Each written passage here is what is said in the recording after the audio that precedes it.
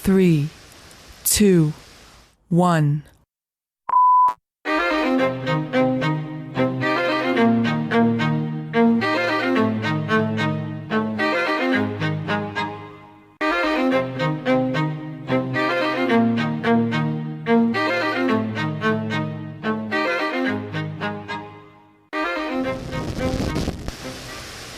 Welcome to the Politipop Podcast, the podcast where we take your favorite pop culture media and discuss the social and political themes within. I am your co-host, Mike Booch, and I'm so happy to be joined today by my co-host. Please give it up for Ty. Hey, everyone. How you doing? That's right. Ty wants to know how you're doing, and you can let him know personally when I give out his number at the end of this episode. But today, we are not going to be reviewing any pop culture stuff, no TV shows, no movies. We're just going to be talking current events today. Are you ready for that, Ty? You ready for some housekeeping? I'm so ready. It's like being back in school. Let's do it. All right. What are your current events? Except now, I was going to say we're not even getting paid to do it. We're doing it for fun, but we didn't get paid to do it when we were kids either, man. That's very true. Very true. All right. This episode is sponsored by edibles. Here we go. So we have several headlines. The first one is one I witnessed personally, and the internet is roasting Eric Trump because he doesn't understand anime. I haven't heard this, so please explain. Okay, so Eric Trump seemingly alleged a vast left-wing conspiracy from Google to censor images of protests.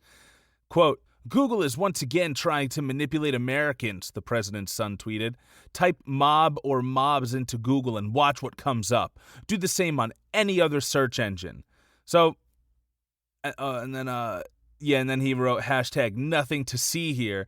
So he has screen grabs of him looking for mob in different search engines like Bing, Yahoo, some other one, I don't know what it is.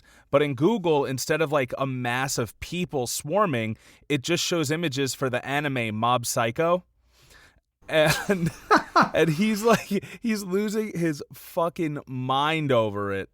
So guys, please go check that out on Twitter. He didn't delete it out of shame yet, but I had a lot of fun trolling him from the Politipop Podcast Twitter account. I Googled Kenshin, and I'm like, yeah, can you believe the left-wing conspiracy that I'm trying to look up replacement shins for my Ken doll, and all of a sudden it's just this anime? And then, what was the other one I did? I was like, I was trying to find evidence to get Hillary Clinton and lock her up. And I typed in case closed. And, nice. And took a screen grab of all the Detective Conan shit. I did that for like 5 of them. And then the last one, I typed in Dragon Ball, but like I put a little text over it in the search bar that just said, the Trumps are complicit with destroying American democracy. And nice. That was it. It's a clinic in comedy, I would say. But I think what's dangerous about this is just that like there are people who also don't know shit and will believe it. Yeah, that's true. Very true. It happens all the time, right? Yeah, like that's how we get Pizzagate and stuff like that. Except like at least that stuff is normally it's not being like put out there by mainstream sources. Like Eric Trump is a pretty mainstream source, like a lot of followers there. You know, not everyone's going to actually check it out to see that, it's a fucking anime that he just searched up mob. That was it. Oh my God. Wow. So this story is about 6 days old, but I think it's still worth talking about. Jon Boyega came out to call out Disney and Rian Johnson for how they sidelined him. And yeah, it's pretty wild. He basically, I guess he's not under contract anymore, so he's coming out and he's just saying whatever he feels. You know, he's been shown to be protesting for Black Lives Matter in London, back when the protests began a few months ago. He's been openly, speaking about it and kind of using the platform to support, Black lives and people of color. So I guess he just doesn't give a fuck anymore. And he was interviewed and he said, "What would I say to Disney is do not bring out a black character, market them to be much more important in the franchise than they are, and then have them pushed to the side. It's not good. I'll say it straight up." So obviously he's pretty pissed, And I don't think we've really talked about Star Wars on this podcast, but I feel very strongly about the new trilogy. I really enjoyed The Force Awakens. I hated The Last Jedi, and The Rise of Skywalker. Was not a fan of those two. I think Jon Boyega is bringing up a lot of reasons for why those films were not as successful. He says here, in The Last Jedi, Rian Johnson turned him into the MacGuffin love interest, whose romantic importance is teased but never fulfilled. By the time Rise of Skywalker came out, Finn is at best a comic relief opposite Poe, and is at worst an accessory to the action. And I think that, is very accurate. In the first film, Jon Boyega was very prominent. In The Force Awakens, Jon Boyega, his character Finn is very important. He's arguably the protagonist. He's kind of hinted in the promotional stuff as being a Jedi. He's wielding a lightsaber. He has a moral background that causes him to leave Kylo Ren's army. And a whole bunch of stuff. And obviously they reveal later on that Rey is a Jedi or has force sensitive powers, etc. But he still remains such an important part of it. And there definitely was a chemistry between him and Daisy Ridley there. And then by the time Last Jedi came around, they really did just kind of shove him off to the side. He had like this B-list story that no one cared about. Like you could have taken him out of the film and it wouldn't have changed anything. And I think that's kind of where he's at. And he wasn't the only person of color that was affected this way. He goes on to say he knew what to do with these other people. When it came to Kelly Marie Tran, when it came to Jon Boyega, fuck all, Boyega said. So what do you want me to say? What do they want you to say is, I enjoyed being a part of it. It was a great experience. Nah.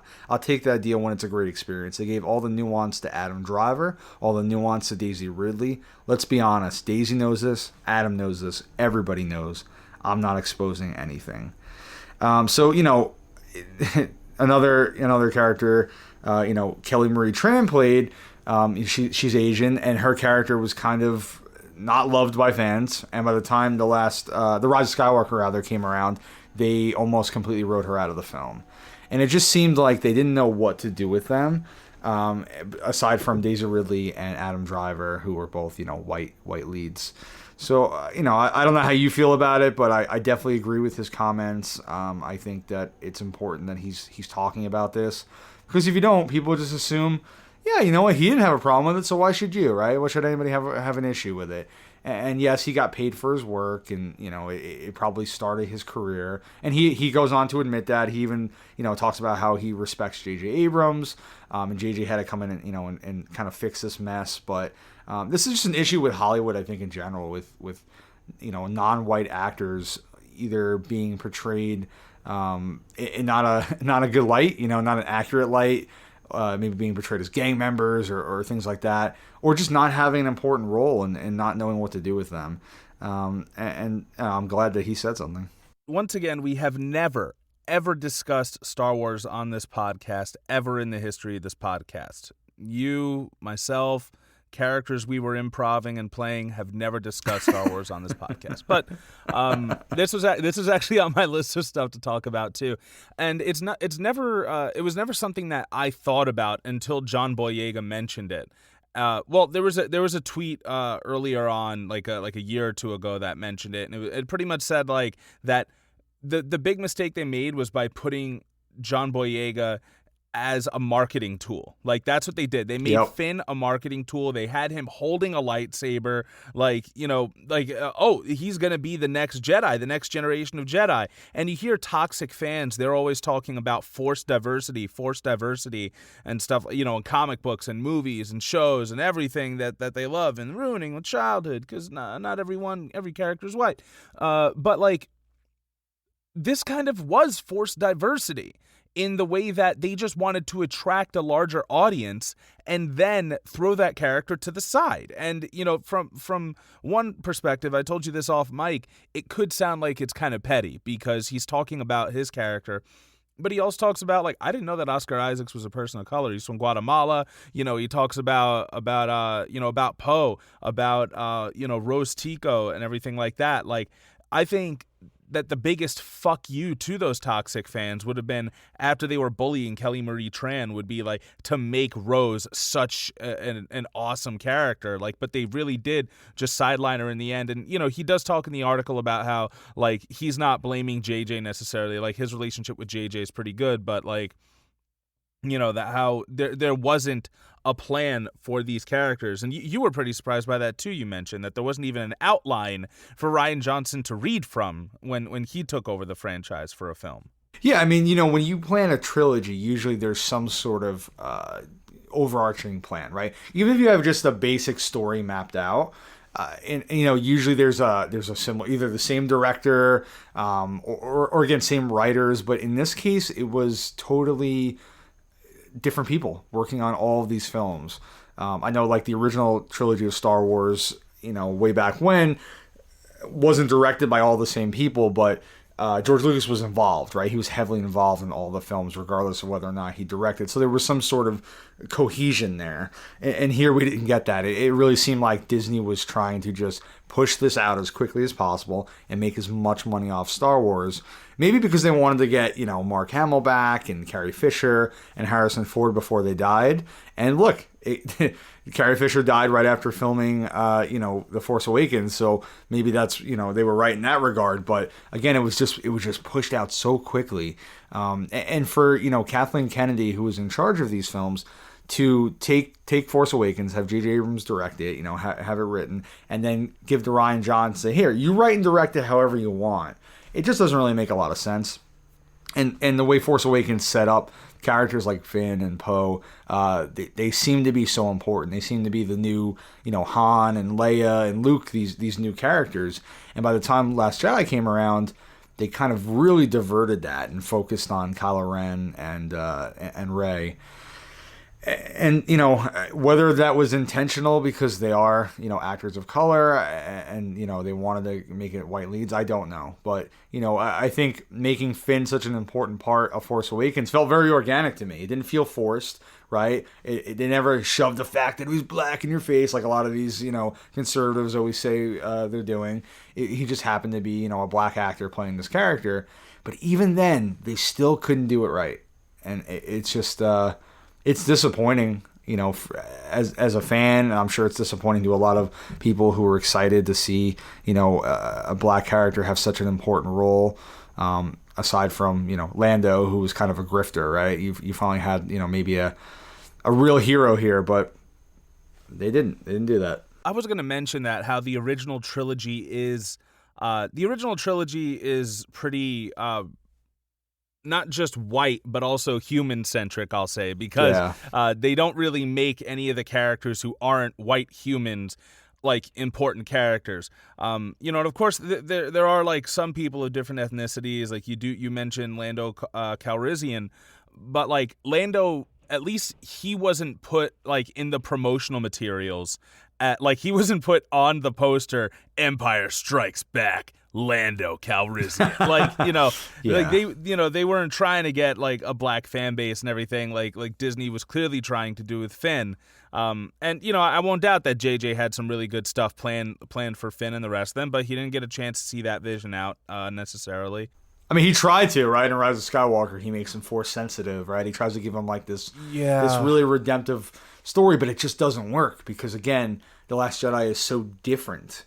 You know, you have these different pieces rubbing against each other. It just doesn't really work. So, you know, without reviewing Star Wars, because, you know, I can go on and on for hours about it. Yes, you know, yeah. Right, we will one day. Maybe we will. But, yeah, you know, it's really disappointing because, you know, after Force Awakens ended, I was really excited to see where Finn's character went. I loved him. I loved Poe. I loved Rey. I thought they were excellent new characters. And to see them just sidelined like that and reduced to, I think he said, as an accessory, which is kind of what it felt like. You know, I didn't care about his arc after that movie. It's just, it's brutal. You know, I really liked where they left off. Force Awakens got me so excited for this next trilogy. Like, I really loved Force Awakens, knowing everything I know about it, knowing it was, you know, a rehashing of A New Hope and everything. Like, but I really liked it. You know, I was excited for the next generation to be handed the torch, and you know, a lot of people are all like, oh, you know, Ray is the Mary Sue and blah, blah, blah. But, like, overall, like, I really did want to see, I mean, maybe with a different ending, but I really did want to see Ray come from some, you know, junker to, you know, a scavenger to a Jedi and just see what that looks like. Yeah. But, you know, but yeah, they, like, that was basically it. It was that, and it was the legacy characters. And all the legacy characters are descendants of white characters in the original trilogy anyway. You know, that was all they cared about. Who's the son of this person? Who's the kid of that person? And that was it. I actually wanted to talk about Donald Trump and his relationship with veterans at the moment. The Atlantic had published this article that says that Trump has reportedly mentioned that people who have died in war are losers and suckers. So when President Donald Trump canceled a visit to the Ain Marne, I'm going to say it is, American cemetery near Paris in 2018, he blamed rain for the last-minute decision, saying that the helicopter couldn't fly and that the Secret Service wouldn't drive him there. Neither claim was true. Trump rejected the idea of the visit because he feared his hair would become disheveled in the rain, and because he did not believe it important to honor American war dead, according to 4 people with the first-hand knowledge of the discussion that day. In a conversation with senior staff members on the morning of the scheduled visit, Trump said, "Why should I go to that cemetery? It's filled with losers." In a separate conversation on the same trip, Trump referred to the more than 1,800 Marines who lost their lives at Belleau Wood as suckers for getting killed. Belleau Wood is a consequential battle in American history, and the ground on which it was fought is venerated by the Marine Corps. America and its allies stopped the German advance toward Paris there in the spring of 1918. But Trump, on that same trip, asked aides, "Who were the good guys in this war?" He also said that he didn't understand why the United States would intervene on the side of the Allies. So that's enough. You could check out the rest of the Atlantic article if you want. I'm not necessarily surprised by him saying any of this, are you? No, I mean, No. It's Donald Trump, right? He said crazier things than this. So the whole thing about this that gets me is, like, these people, apparently there were 4 sources, and they're not divulging the names of those sources. So, like, then to quote Jon Boyega, you know, what you're saying means fuck all. Like, you know, I don't. You know, no Trump supporter. You're not going to get a Trump supporter to turn over by just including something that says sources say. You know, unless you hear him actually saying that, and even then, they won't believe it. It's fake news. Everything is fake news. Like even veterans are split on it. There's this article in the militarytimes.com. It says someone said, "Usually you don't choose those kinds of missions. You agree to serve and you agree to go where your assignment is," said Richardson, who did not vote for Trump in 2016. Another soldier said, "If you twist his words or just take one thing out of context, you'll always find a way to hate him. He's a human being. He takes a lot of stuff. I don't see how he's survived for almost 4 years." The constant barrage of anger toward him. So, like, that's it, right? Like, you know, if you're a Trump fan, you're going to be like, "Oh, well, I doubt he said that," or, you know, people are always coming at him, trying to abuse him. He's a victim, and, you know, that's that. I'm just surprised that, you know, do you think this article would change anyone's minds now? no, I mean, if you're a Trump supporter still, you're going to be a Trump supporter forever. And to be honest with you, I kind of feel like people talk about Trump too much. And I think that's part of the problem. I think they're always giving him a stage. You know, like he's getting... Say a little more about that. He's almost getting like free like advertising, you know? Like he's always, no matter whether you're a Republican, a Democrat, you're to the left, to the right, you know, whatever news source. I was actually browsing as we were preparing for this episode, you know, through CNN, even a little bit on Fox News. 90% of the articles are about Donald Trump. So no matter where you go, whatever you're reading, whatever news you're listening to, Donald Trump is dominating the news. And, you know, in some ways, maybe he should be, because he is a terrible human being. He's the president of the United States, and he's failing miserably. But, again, you know, by giving him so much publicity, I think it kind of like gets him going. This is why he's always out there tweeting and saying this stuff, because he likes having an audience. He's, he had TV shows, right? Like he lives off of the stage. That's what's all people talking about. Yeah, him, right? He wants to be popular. And the more you talk about him, and if you're someone who doesn't like him and you keep talking about how much you hate him, the other side just comes back even stronger. So it's kind of when people talk about like serial killers and how they make them famous, like mass shooters and stuff. They always say, stop talking about them, stop giving them a stage, stop giving them, this sense of they're bigger than other people. He shouldn't be the constant topic of conversation. He's not that important at the end of the day. And I kind of feel like that's where I'm at with it. Everywhere you go, you hear people talking about him positively or negatively, and I'm over Donald Trump. I'm done with him. We've spent about 4 years with him, and that's 4 years too many. And I just don't really want to talk about him anymore. Like anyone with common sense can agree that Donald Trump is a threat, and that his being where he is in the United States government is not a good thing. But it's not like he broke the system. The system was already broken, when it began. It was broken before him. It's going to be broken after him. I mean, hopefully not. Yeah, exactly. But technically, the system isn't broken. It was made this way for white upper class people. Obviously, like we know that. But yeah, like a lot of the problems that need to be solved, like they're not going to be solved by just not having him there. What about the fact that we got our election stolen from us again?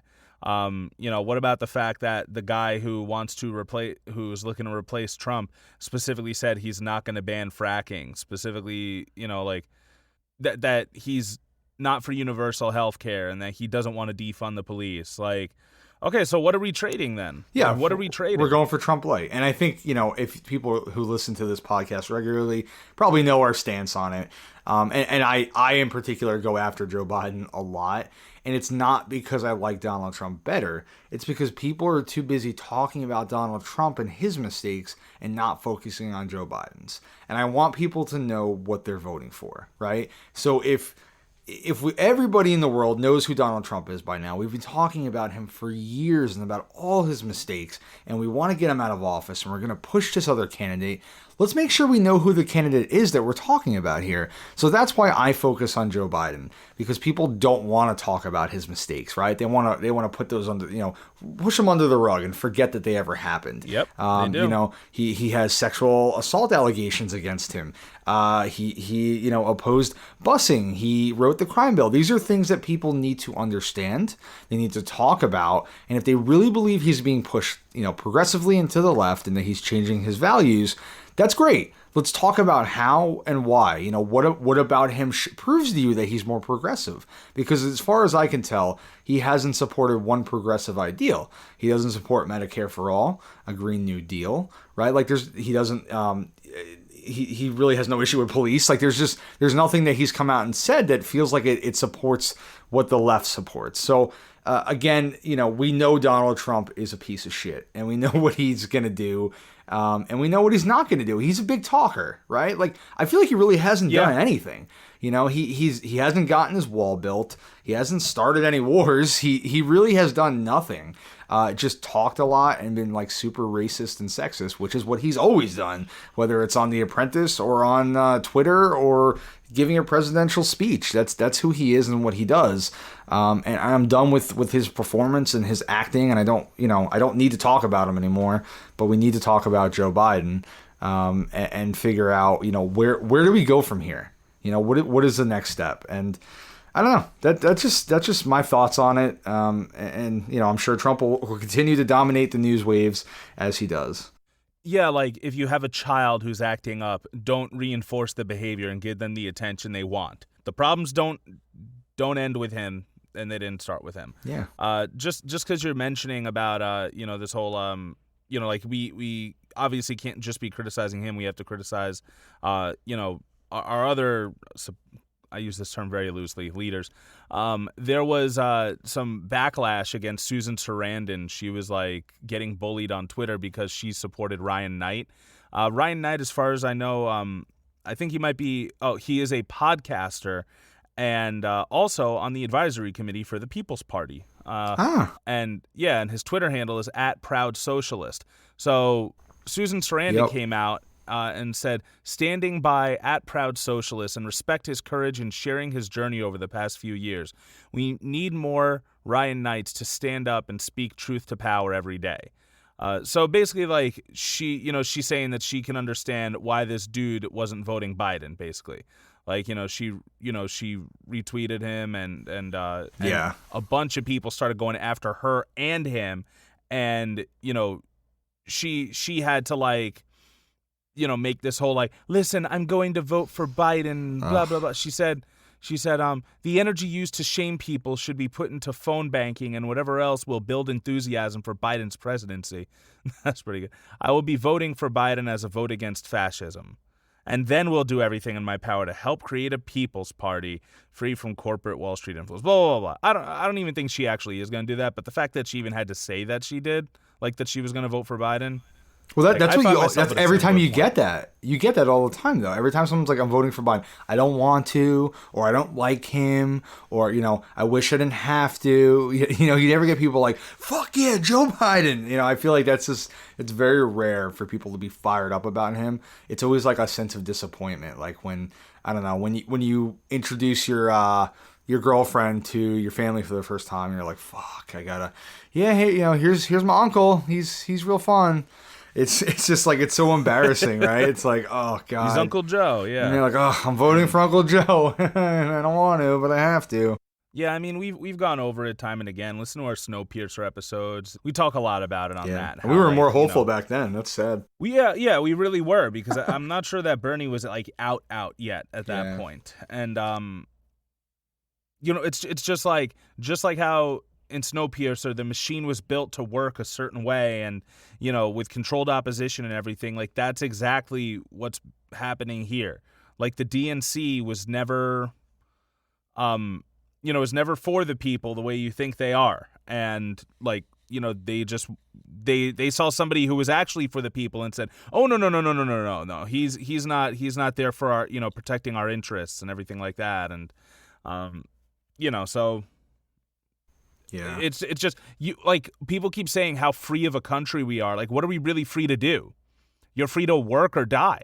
Yeah. Like, that's it. And that's kind of more that's a different discussion, critiquing capitalism. But now we have the freedom to vote for whoever they tell us to vote for.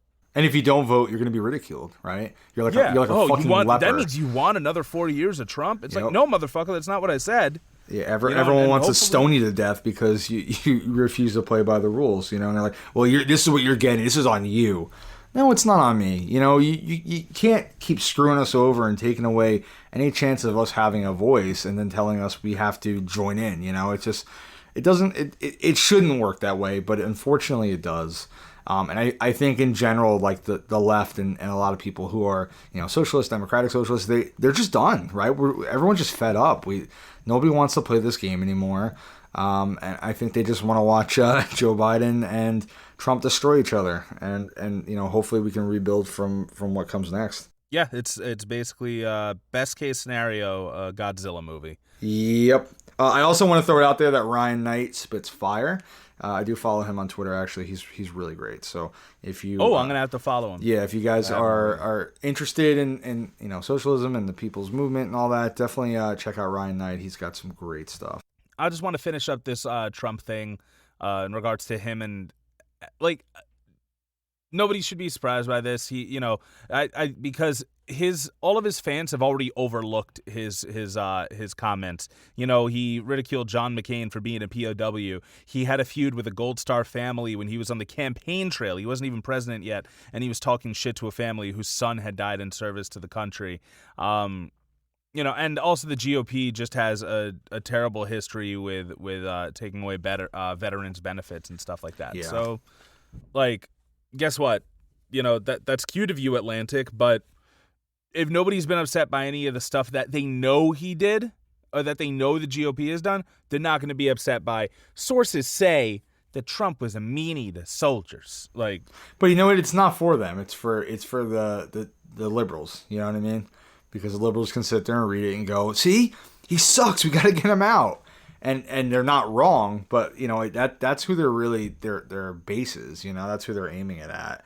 Yeah, I don't know. Trump's as a if piece of voting shit, is man. obviously, as if voting is the only option to get them out. Yeah. What would he do? What would he do for real though if people stopped writing about him, talking about him, tweeting about him? Like what would he do? I do wonder. Like how would he react? Well, that's the question. Because he is so. Like you said, he does enjoy the attention, and I think to that end, he is acting more flagrant than he normally would in order to get the attention. For sure. That's it. He just wants to spit that Trump jazz. He wants every day to be like a Trump rally where everyone's chanting for him because he's saying, a funny saying or rhyming something, and that's it. That's what he believes the presidency is. Yeah. And Twitter is that platform. He's been trying to get in the spotlight forever. I mean, when the Central Park 5 incident happened, he was, in all the papers talking about, saying some horrible stuff about those kids. And he just always wants to be the center of attention, even when he has nothing to do with the events that are happening. You know when he didn't want to be the center of attention? When's that? Back in February. Because he actually was part of an interview that was taped, it turns out. And Woodward reports in his upcoming book, Rage, that National Security Advisor Robert O'Brien gave Trump a jarring top-secret briefing on the virus on January 28th. O'Brien told Trump that the virus would be the biggest national security threat of his administration, and his deputy warned of asymptomatic spread. Woodward writes, reportedly causing Trump's head to pop up. Trump told Woodward in May that he didn't remember the briefing, adding, I'm sure he said it, and calling O'Brien a nice guy. Trump acknowledged to Woodward in an interview dated February 7th that the virus goes through air and is more deadly than even your strenuous flus, despite him tweeting in March that the coronavirus is less deadly than the flu and repeatedly claiming the virus would disappear. And of course, recently he said in August that young people are basically immune to the virus. And there's 17 articles about it on CNN if you guys need. So.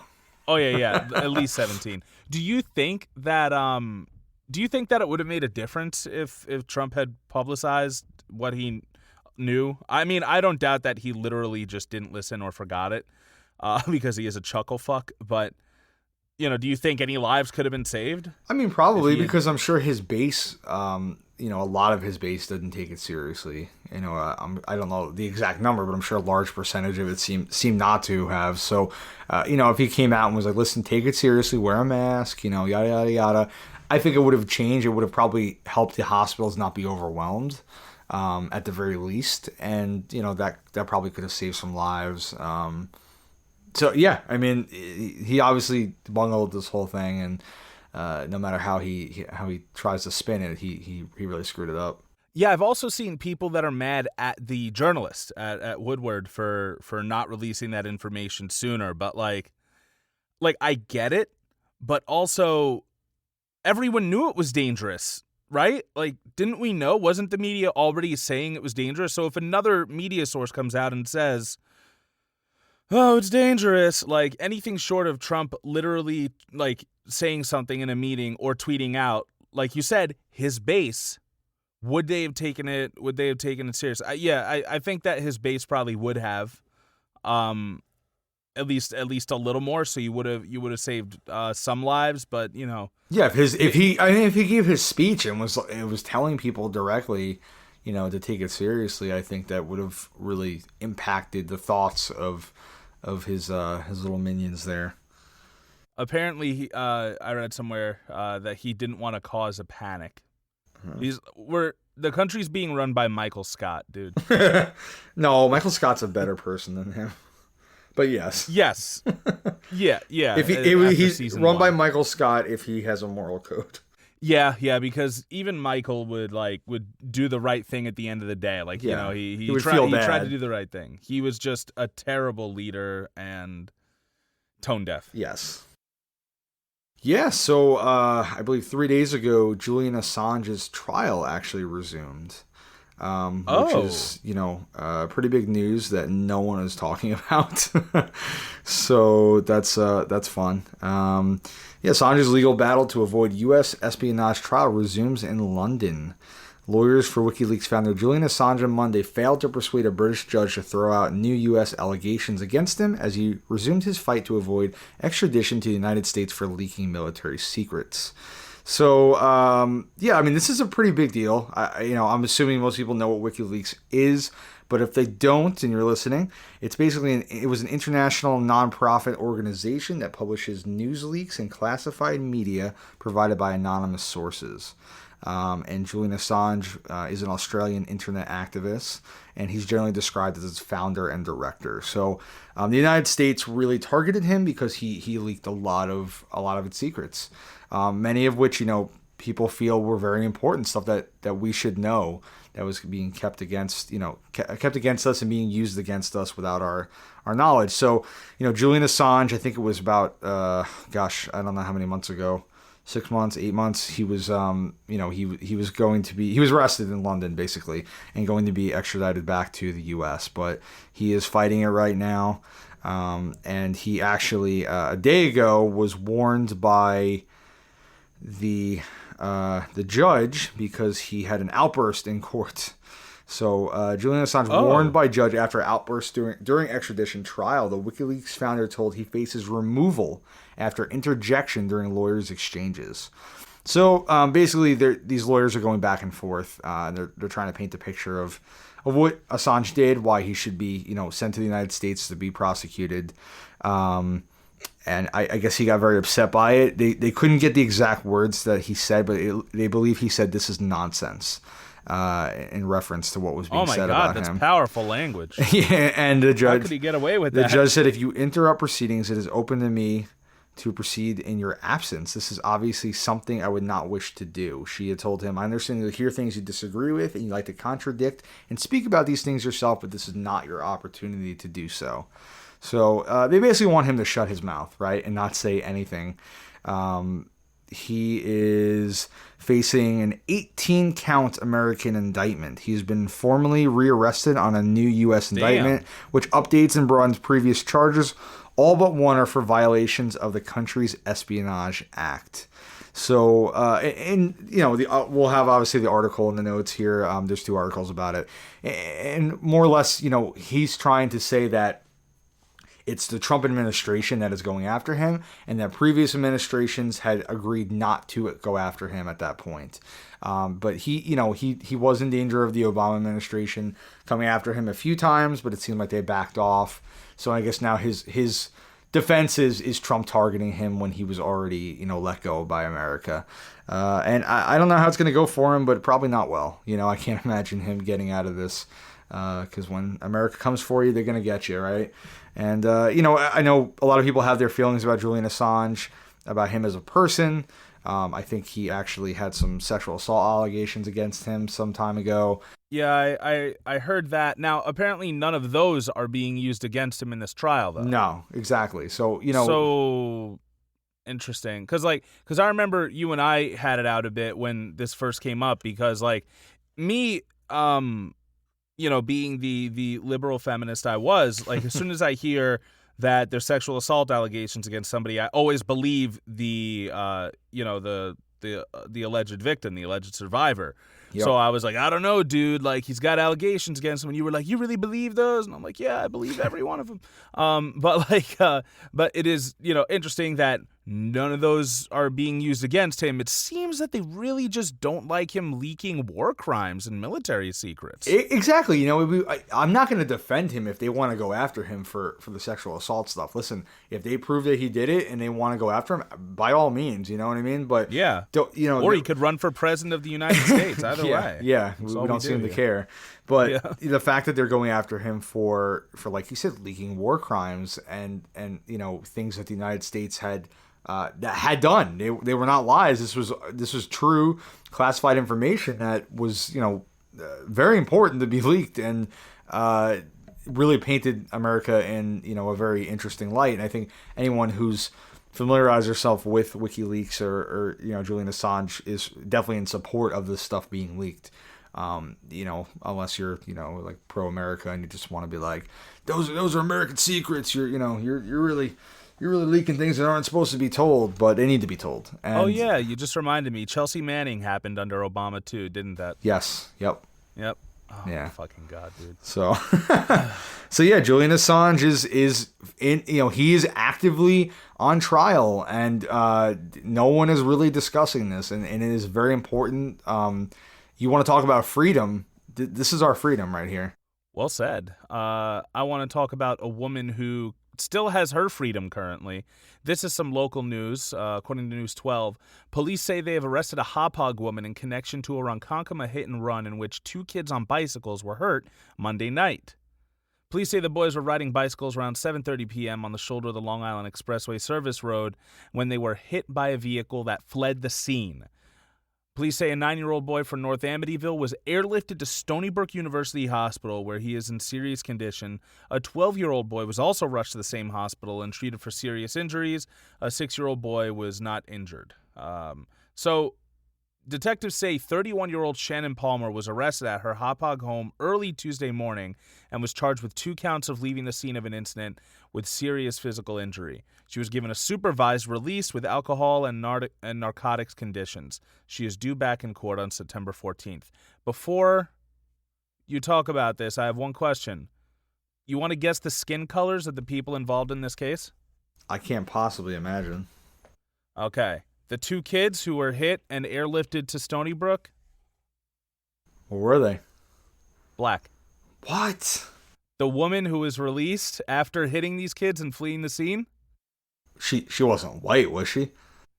As a matter of fact, my friend, she was. Oh my God. Mind blown. This didn't even cross my radar, but I recently joined like a protesting group, and they mentioned it, and they've actually been protesting this. We haven't had cable because of a power outage, and our cable box is fucked. So I don't know obviously, I guess they're talking about it on the News 12 website, but I'm wondering how much it's actually being covered on TV. Well, just thank God she wasn't like selling cigarettes, loose cigarettes or something, because like that's really dangerous, Yeah, or riding a bicycle herself, because you might get an infraction if you're riding a bike in L.A., like Dijon Kizzy. Wow. Unbelievable. Yep. Unbelievable. This is kind of also local news a little bit for Long Island. The Shinnecock Building Moratorium Graves Protection Act adopted. After months of protest, members of the Shinnecock Nation saw steps taken by Southampton Town to protect sacred ancestral burial grounds. So this was kind of a big victory for the Shinnecock tribe.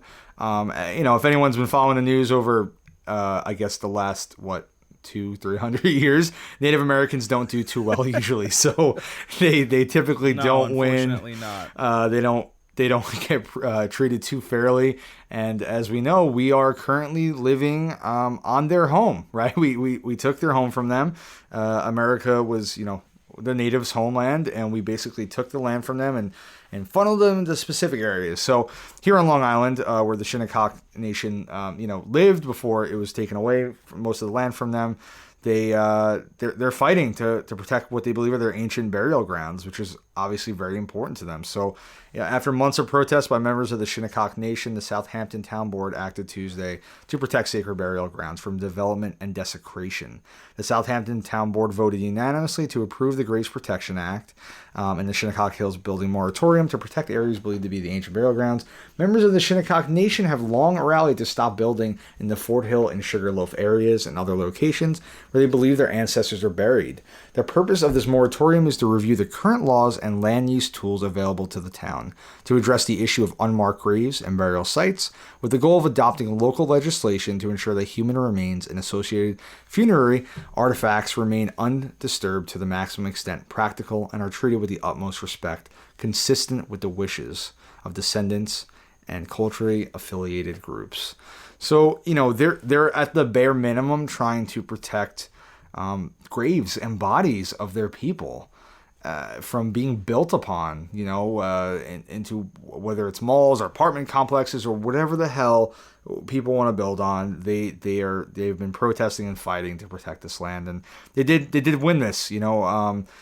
we'll see what happens, because there's always loopholes I find. Yeah, right. I'm surprised. Me too. So I am very glad for them. It's again the least that could be done, and I hope it stands, and I hope they get to protect this, and they get to recover the bodies of their ancestors, and are able to protect them in a very the way that they would want to be treated. So, I just wanted to drop that in there for any local Long Islanders. You can learn about the Shinnecock tribe a little bit. They were here before us, and it's very sad what's happened to them. Yeah, that's pretty cool. Also want to note that Standing Rock protesters had the Army Corps of Engineers called on them during the Obama presidency. Yeah. But that and this and many other examples, like you said, they show that Native Americans indigenous people, because they weren't Americans. America happened to them. Yeah. They're native of the continent, right? Of North America. Of North America, the continent. Yeah. Which who knows if it would even have been called that. But yeah, they obviously have always gotten the short end of the stick. So it's cool that they had this small victory. Hopefully people actually follow up with it. I have some examples a little bit later on of lawmakers not following up with certain agreements that have been made. I'm surprised that that Southampton agreed to it, because I don't know necessarily about their government, their local government, but I do know that like a lot of Long Island, like once you go east of a certain part, like gets not just very white, but also there is like a Klan presence in the Hamptons. Oh, really? I didn't even know that. Yeah, like legitimate, like people have like found Klan pamphlets on their cars and stuff when they've come back from eating dinner and everything. So speaking of white supremacy, I also want to talk about Daniel Prude. A black man died of asphyxiation earlier this year after Rochester police officers trying to take him into protective custody pinned him to the ground while restraining him. The incident occurred in March, 2 months before George Floyd's very similar death in Minneapolis touched off nationwide protests, yet it didn't become public until now. The curtain was lifted on the death of 41-year-old Daniel T. Prude at a late-morning news conference Wednesday, at which Prude's family and local activists called his death a murder and demanded that the officers involved be fired and charged with homicide. We are in need of accountability for the wrongful death and murder of Daniel Prude. He was treated inhumanely and without dignity, said Ashley Gant, a community organizer from the Free the People, ROC, and the New York Civil Liberties Union. These officers killed someone, and they're still patrolling in our community. So, you can look up the article yourself. There is a body cam video as well, but the long and the short of it, at least from what I understand, you could fill me in on anything I might be missing, Ty, is that there was a man, Daniel Prude, who he was a black man. He was having a psychotic break. Yep. I'm not sure if it was a psychotic break, but it was a mental health episode in which he needed help. Was it his brother who called the cops? I'm not sure, but called they did 911. They did say he ingested PCP, and that probably caused, obviously a really bad reaction. So that won't help. And there are officers who were saying like, oh, like he told us he had COVID, so we put a spit bag over his head or something like that. Which I don't, we can't know if that's legit. I didn't actually see I didn't hear the full video. I've seen the full video. But basically, this man is out in the middle of the street. It is snowing in Rochester. He is naked. They put a bag over his head. If this doesn't look like a fucking lynching, right? Yeah. We talked about in Watchmen, hooded justice wears a hood for this specific reason, right? Yep. They literally put a hood over this guy's head, and you see this dude doing fucking diamond push-ups on this dude's head. He has both of his feet on the ground, and his hands are pushing right into this guy's head. I don't know that. You don't even restrain someone like that in martial arts. How are you going to restrain somebody like that when they said, quote, attempting to bring him in? Are you kidding me, bro? They held him face down, right, in the spit hood for over 2 minutes and 15 seconds. It's like, are you really that shocked that he stopped breathing? I mean, like, it was murder. It was absolutely murder. Was he probably a little out of control? Absolutely. I understand you have to use some sort of restraint. They claim he was spitting, so they put the spit hood on. God damn it. Sorry. Hold on. It's a tongue twister. They put the spit hood over his head and held him down, face down on the ground. Like, I don't understand why they needed to take that next step. It clearly didn't. It killed him, right? So it's disgusting. I can't believe it took this long to come forward with the video and for, people to finally be talking about it. His family deserves a lot more respect, and he deserved a lot more respect than what he's gotten. Yeah, apparently 7 officers associated with the death have been suspended. I think their chief or their sheriff or somebody in Rochester just resigned because he basically said like, I don't want people attacking my character. I'm handling this investigation fairly, and people are saying that I'm not, blah, blah, blah. Like, so here's the thing. Why were the officers just suspended now? If that's the case. You've had that footage. Yep. So not till it came public, right? Did he do it? Yeah. Like he had that. He probably saw that footage. It's disturbing in every way. It's cold. It's nighttime. They have him out on the asphalt. And, this is where the defund the police movement, idea, whatever you want to call it, comes in. Is that if you call 911 on somebody who is having a psychotic break, they shouldn't automatically send the cops. Like, they should send somebody who's equipped to deal with people who have mental health problems. A couple weeks ago, I actually had to call 911 because there was a crash over by where I was. I just happened to be nearby. I wasn't involved at all, but like I called 911 and they were kind of dicks. They were like, "Oh, was anyone drunk or under the influence of anything in the accident?" I'm like, "I don't think so." They're like, "Can we talk to somebody who was actually in the accident?" And I'm like, "This kid's like 19 years old and he's in shock. Like he is luckily like physically all right, but they send the ambulance. I saw a fire truck. There were firemen who came by, and they also sent 2 cop cars. Yep. And the cop cars were there the longest. And like I understand you have to get like, people's stories and stuff like that, but why not send like literally anybody else, like somebody who works with car insurance and stuff like that? Like if you've assessed that it's not a dangerous situation, or maybe even send 1 cop car. Like it's just every time we call emergency services, cops are the first people who show up, and they should sometimes be the last people to show up. Like that's how I feel about it. No, I agree. I mean, I think I brought this up about my job a few times when I've had to call 911 and someone's passed out on the ground and they send the police officer there and he just kind of stands there, right? And he's like, "So what happened?" And he like asks a few questions, but he doesn't do anything. Then the paramedics come and they take care of the situation. The cop just hangs out until the paramedics leave, and then she's like, "All right, have a good day." Like that's all they really wound up doing. So again, I'm not sure why they're there, especially if it's not an incident that requires their attention, but they come anyway. So you're getting the whole deal no matter what. And of course, when you look it up, first thing you see is, unrest in Rochester, but they don't want to talk about the guy who died. They always talk about, they're never going to talk about, this sneezing needs to stop, but never about the fact that the body has a cold, something like that. Now this does hit me personally. That I have mental illness in my family history. My mom was a paranoid schizophrenic, had some psychosis in there as well. She was psychotic.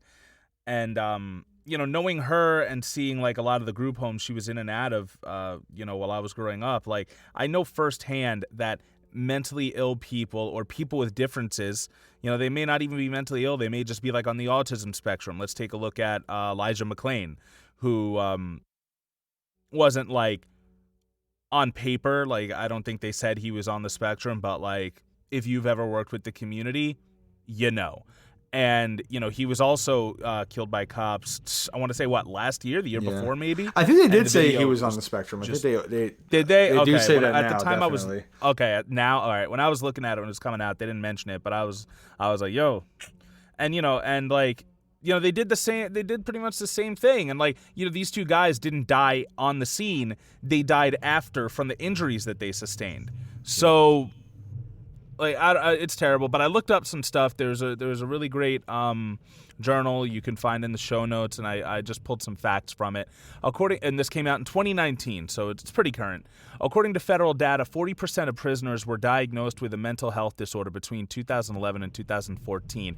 Every year, 2 million people with psychological problems are jailed, based on estimates by the National Alliance on Mental Illness. A 2016 report by the Treatment Advocacy Center found that mentally mentally ill prisoners stay locked up longer, cost more to house, and are more likely to commit suicide and be placed in solitary confinement. Wow. Most mentally ill people end up in prison instead of being sent to where they could get help. From the 1960s to the present, the U.S. incarceration rate more than tripled, and around 2.2 million people are currently incarcerated nationwide. Because remember, we are the freest country in the world, yet a third of our population are locked up. During that same period of time, the population of institutionalized mental patients shrank by 90% to under 60,000. So that means that all the people who are like mentally ill patients who were getting help, they stopped being institutionalized and went into the criminal justice system, went into the prison industrial complex.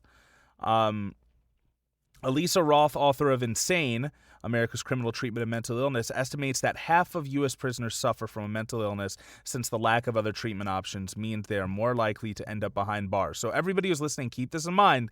Money that's going to give fucking local police departments tanks can be redistributed to help people with mental illness who, as we've seen time and again, are more likely to be victims of violence than the perpetrators of it. I have two more facts. Congress first addressed mental health treatment at the national level with an 1854 bill. That's when 1854, a bill that designated 10 million acres of public land for mental health facilities, but it was vetoed by President Franklin Pierce. The next national legislation didn't follow until 1946.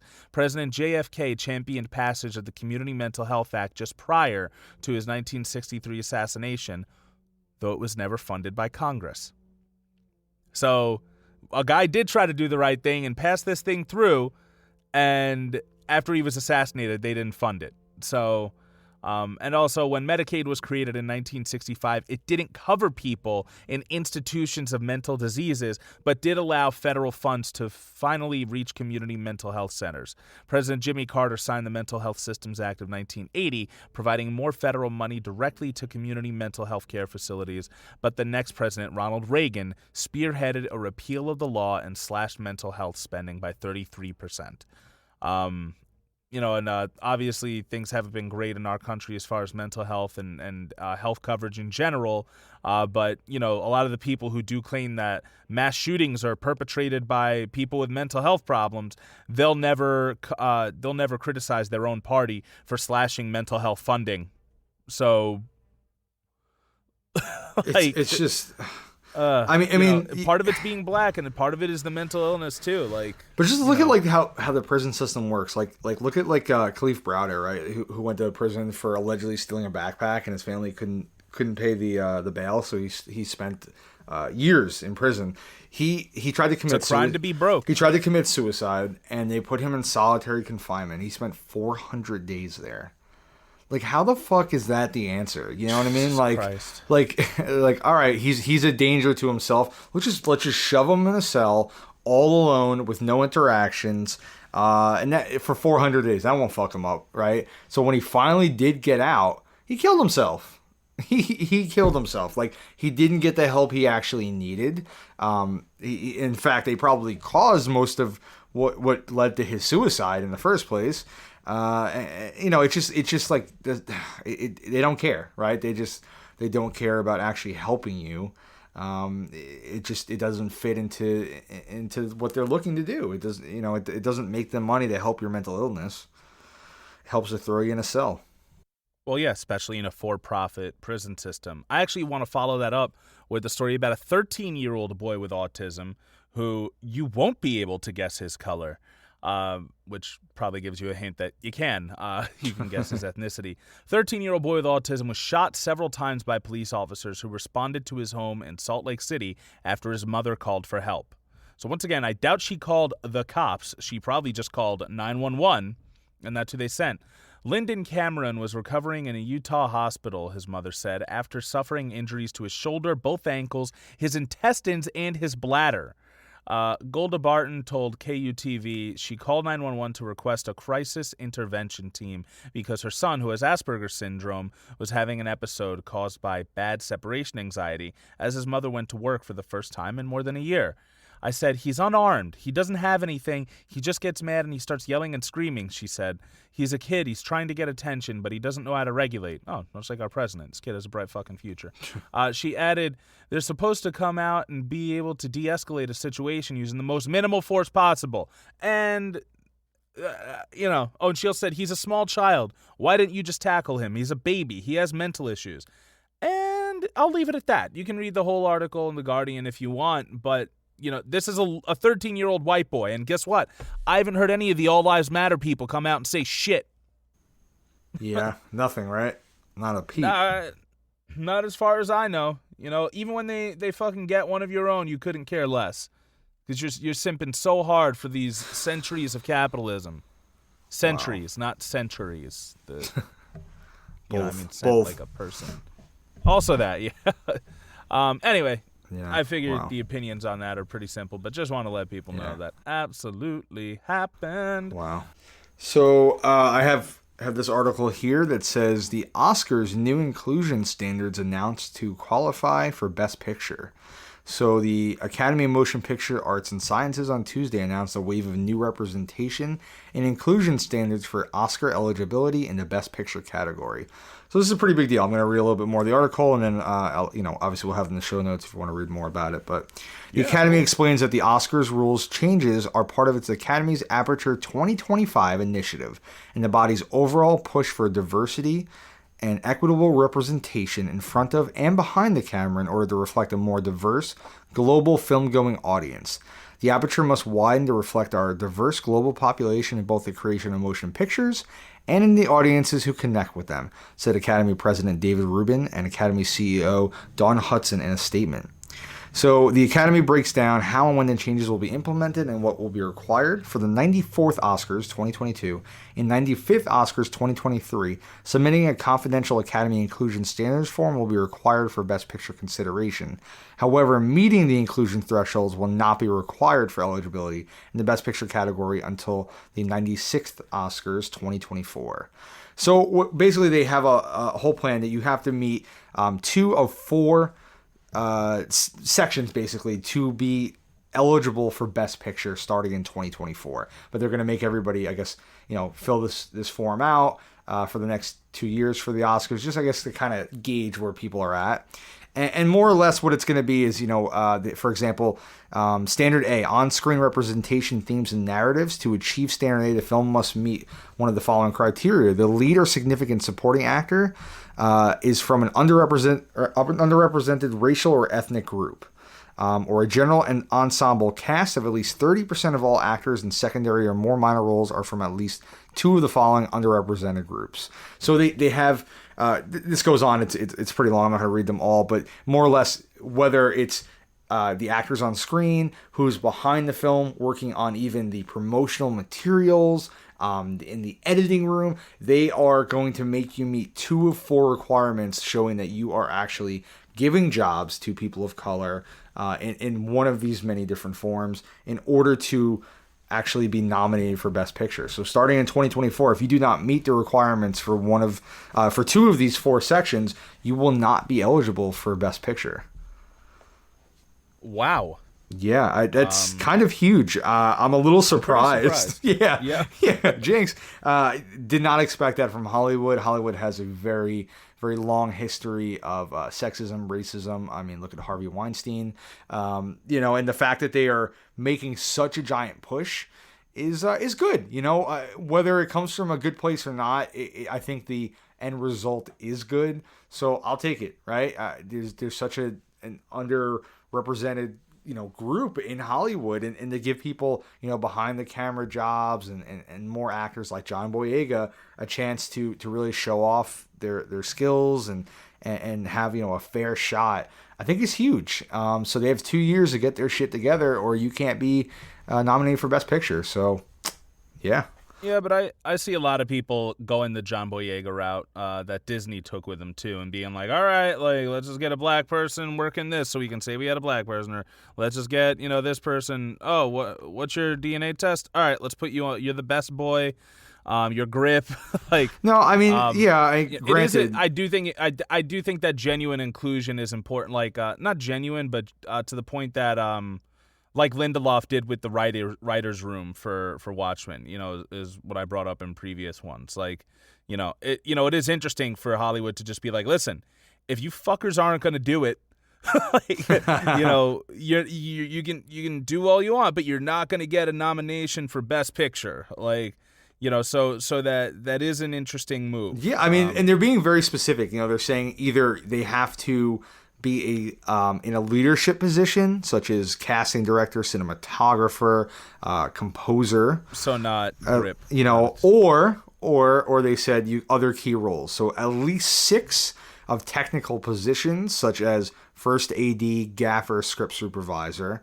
And basically the categories are like women, racial or ethnic group, LGBTQ+, people with cognitive or physical disabilities who are deaf or hard of hearing. So it's a pretty broad category. It's not just, for black and brown people. It's for anyone who's underrepresented. So I think it's great. You can't argue that they're just doing it for one group. They're doing it for everybody now. And they are trying to make it very important roles. Like you said, it can't just be, extras or a really minor role on set. So, hopefully this does have a positive impact. I guess we will find out in the next few years. But I'm glad they're trying something. No loopholes. Yes, agreed. I hope not either. Like it says you get to meet 2 of the 4. I wish you had to meet all 4 of the 4, but I guess it's something. Yeah, like they'll be like, all right, get a black person, and like they'll go with like the lightest skinned, like black person they could. Like, I'm interested to see how they pull it off. Yeah, definitely. We shall see. We're gonna maybe see some very different pictures nominated, for Best Picture going forward, which would be nice. Police shooting of Michael Reinl. What we know about fatal encounter with fugitive task force in Washington. So I mentioned last episode. Well, we talked about it last episode. How there was I want to say it was Portland. A guy named Michael Reinl. He was he was a Black Lives Matter protester. He was sprayed with chemicals by by one of the Patriot Prayer dudes. And, not knowing what he was being sprayed with, acted in self-defense and killed this man. And here's what's happened since. Here's what we know so far about the killing of Michael Forrest Reinhold by members of a federal fugitive task force. He was wanted in the fatal shooting in downtown Portland last Saturday of a man during a confrontation after a pro-Trump caravan rolled through town. Reinhold, 48, was shot about 7:30 p.m. Thursday after he walked out of an apartment at a complex near Lacey, Washington. He ran to a car nearby and got in, but it was blocked by police SUVs. Officers shot at the car. He got out, tried to run, and officers fired again. Reinhold died at the scene. It's not clear why he was in Lacey or at the apartment. Witnesses reported hearing 30 to 50 shots. A neighbor said kids and families were running for their lives, and cars were struck when the officers fired at Reinhold. You can find out the rest on the website in the footnotes, but I'm now wondering if the guy he killed wasn't like related to law enforcement in some way. Yeah, because why so many of them targeting him? Yeah, they roll deep when it's one of their own, and guess what? Nobody's coming after Kyle Rittenhouse like this, are they? Nope. So, like Kyle Rittenhouse is still walking around free, and they'll get him in court whenever. Like, was Michael Reinhold really a fugitive like they said he was? Dude, I mean, once again, I cannot say it enough. You've already finished the podcast series. I'm working on finishing it right now. Yeah. Behind the Police. Please listen. It's fantastic. It is, and it's unfortunate hearing a lot of the facts about cops and everything. Their history in the United States and in the world in general. But like, it's not the first time that they have encouraged vigilantism and deputized average people in order to keep down the lower class and namely black people as well. Yeah, no, Portland, yeah. Definitely. I mean, definitely listen to the podcast. And, you said they shot at him 30 to 50 times, right? So, it's something I actually learned from that podcast, why police sometimes fire so many rounds. It's because they are very inaccurate. Apparently they're so stressed and angry or scared or whatever emotion going through them. They are incredibly inaccurate. So I believe the stats were for like the NYPD, who are considered one of the best trained police units in the United States.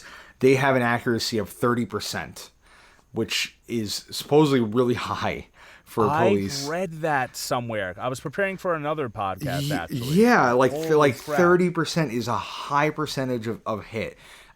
So police are typically not hitting their target, right? They're firing blindly and wildly in a direction, and that's why they're just unloading so many rounds. But also important to note was they were including, I believe, police suicides in that number. So if you shot yourself in the head, right, you were a cop who shot yourself in the head, they consider that a one-shot kill, one-shot hit. So that went into that percentage of 30%. So it's probably significantly lower than that. So again, police are, when they're firing at someone, they're firing like 50 rounds almost blindly. So if you're anywhere in the vicinity, you're probably going to die. Like, remember that UPS driver last year who was taken captive? Holy shit, I forgot all about that. Right, and the cops fired blindly at the truck and wound up murdering him because they just don't hit their target. They're not great shots. So it's kind of terrifying. It's really, really scary. I'm still trying to get over the fact that cops can kill themselves and still not be 100% accurate. Like, imagine, like, it's fucked up. They got, they're trying to kill themselves in the first place. But imagine, like, putting a gun in your mouth. You sneeze at, like, the last second. It shoots out of your cheek, bounces off, like, the toilet, hits a black man across the street. Like, oh my it's like God. the Judge Dredd guns, they're made to hit their targets regardless. Well, what's funny is they're almost saying, like, yeah, when a cop commits suicide, they're taking a bad guy off the street, right? It's like, ooh. Yeah. I mean, I guess if you're gonna they're rolling that number in statistics, there. Yeah, not our words. Meanwhile, you have a guy in Minneapolis who, over lack of sex, killed his wife, ended up shooting. Let me see. He faces 3 second-degree murder charges after allegedly killing his spouse and critically injuring young women next door during a violent fit of rage on Sunday night. Message allegedly began his spree just before 11 p.m., shooting his wife in the neck and torso before training his weapon on neighbors Michaela Salter, outlaw, 12, and her sister, Kanisha Salter, 29, who were outside loading a moving truck at the time. Yeah, probably trying to get the fuck out of that neighborhood.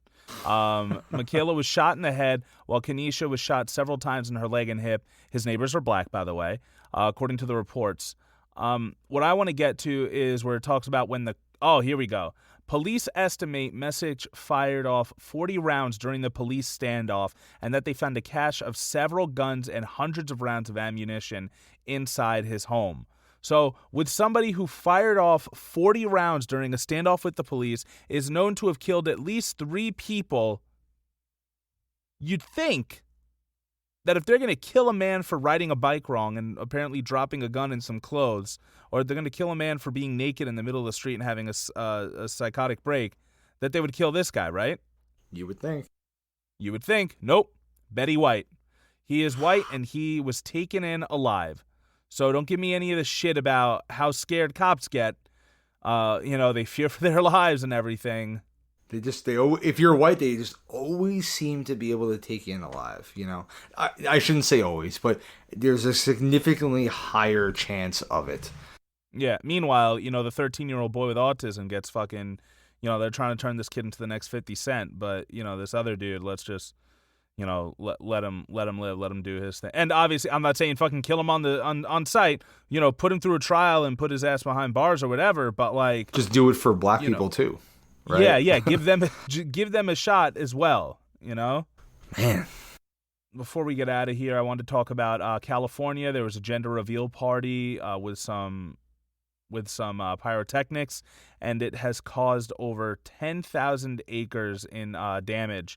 If you look at recent videos, the smoke has actually blocked out the sun, and the fire is is showing through the smoke. So it's literally just orange skies ever since the morning in Northern California, dude. It's terrifying. It's really terrifying. It looks like the apocalypse. Yeah, it's seriously terrible. I saw images earlier, and it's really, really scary.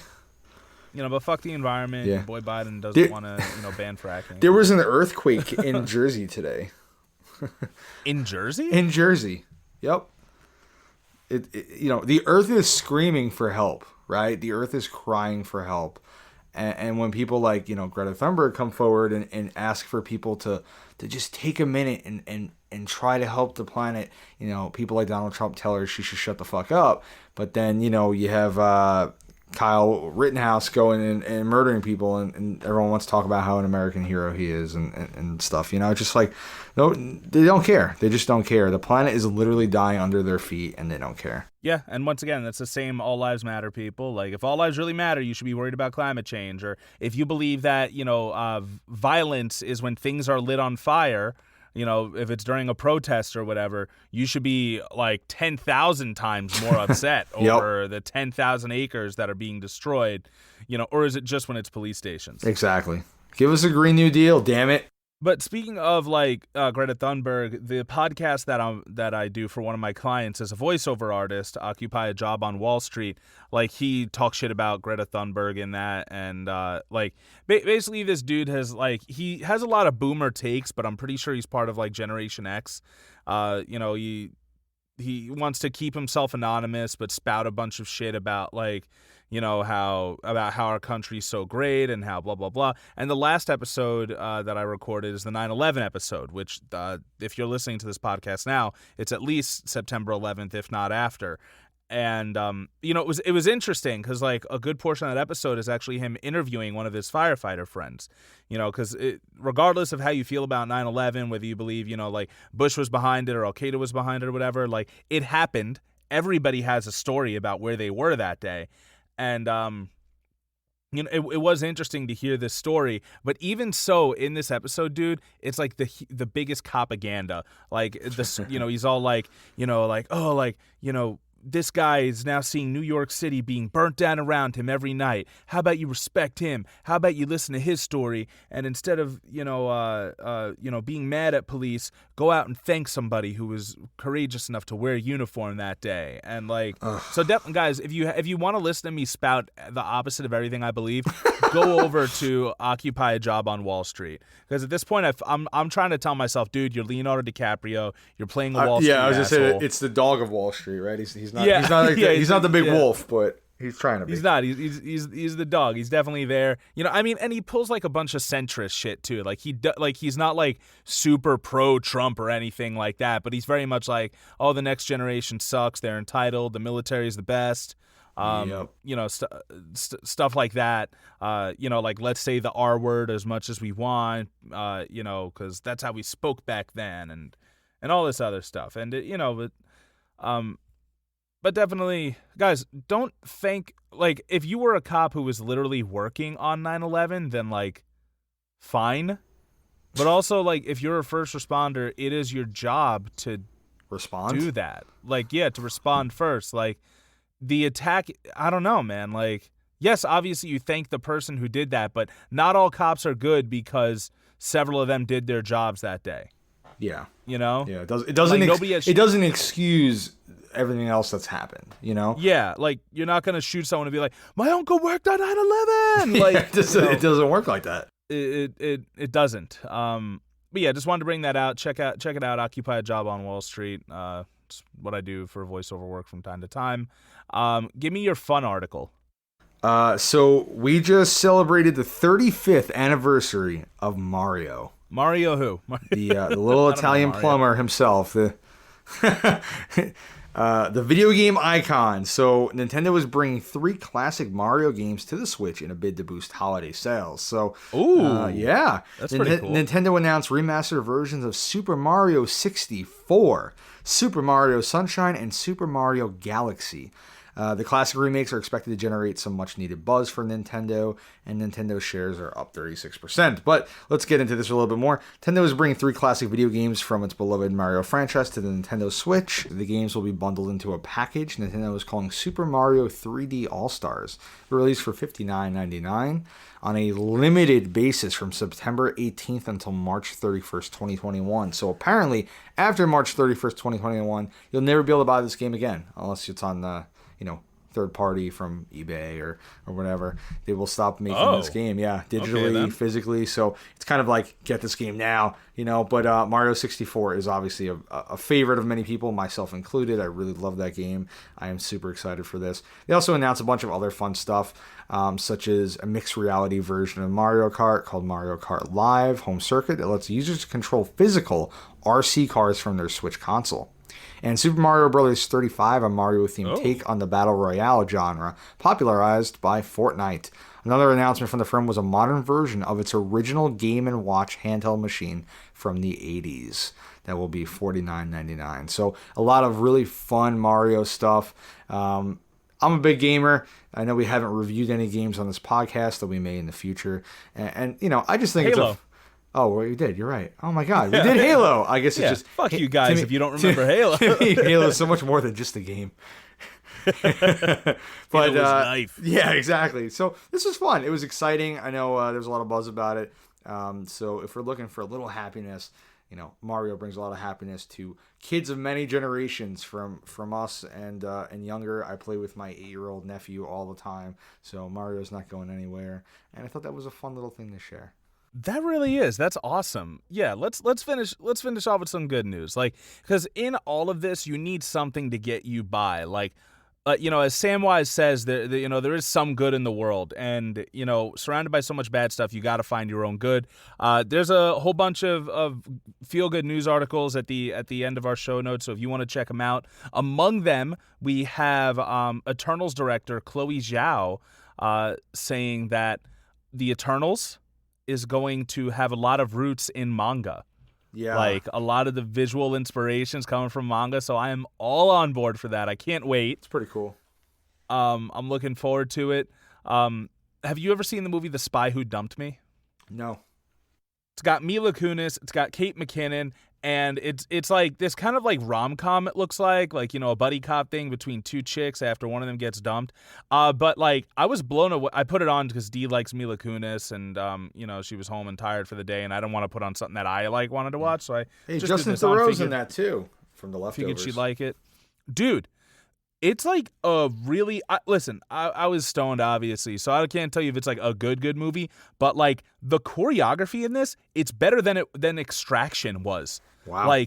Yeah, dude, the fucking the whole first scene, you just see the spy who does the dumping, and he's being followed by dudes, and he passes by a pool table, and then takes off his sock, puts a pool ball in his sock, and starts whipping it around and fucking all these guys up, and even the scenes that that Mila Kunis and Kate McKinnon are doing, great chase scenes, a lot of action that they didn't have to put in this movie. That's awesome. It's way better off than it has any business being, and just wanted to throw that sleeper out there. Quick question: what movie gets you back into theaters?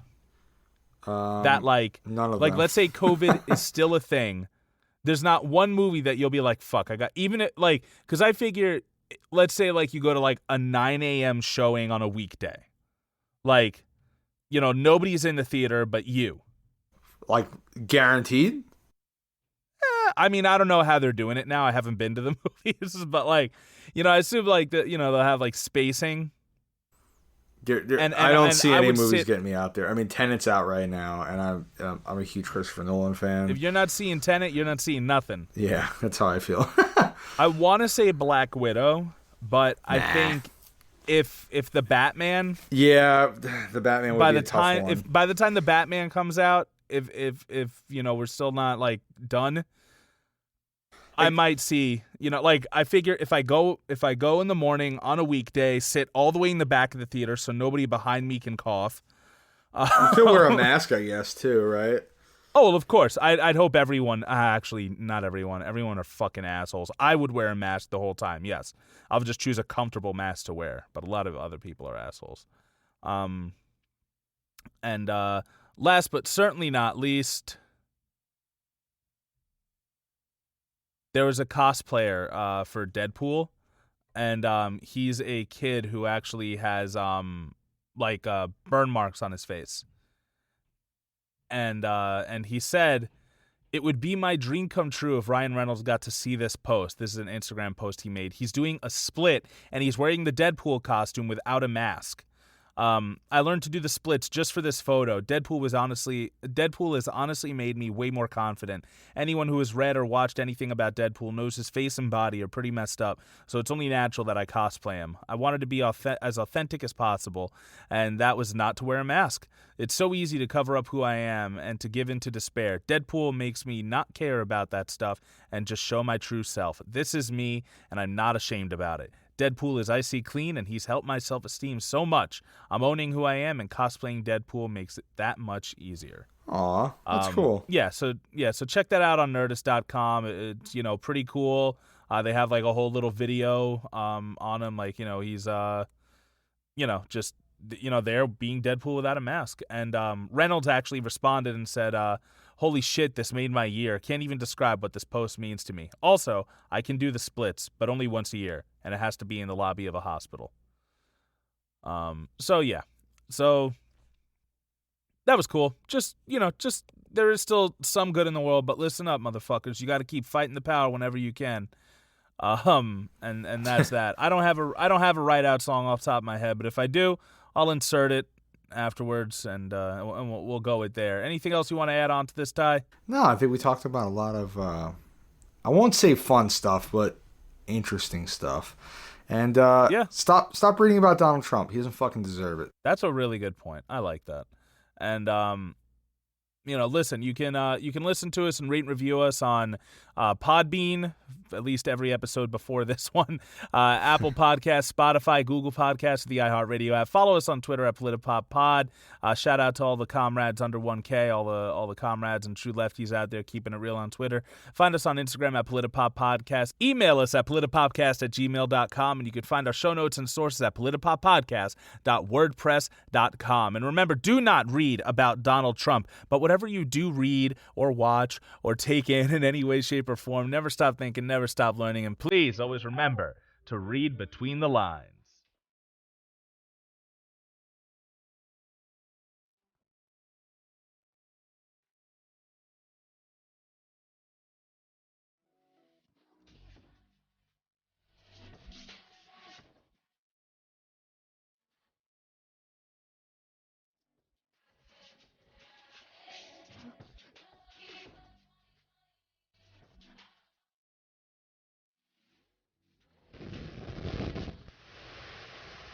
The curtain was lifted. Fuck my.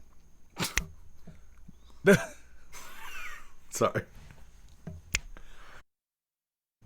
They. Oh my fucking god! This guy's vacuuming. He's gonna vacuum. He's not gonna fucking suspend these cops, and he's gonna vacuum. What a piece of shit. Exactly. Find us on Instagram at PolitiPopPodcast. Email us at politipopcast@gmail.com, and you can find our show notes and... Oh my god. And scene. Oh, thank you.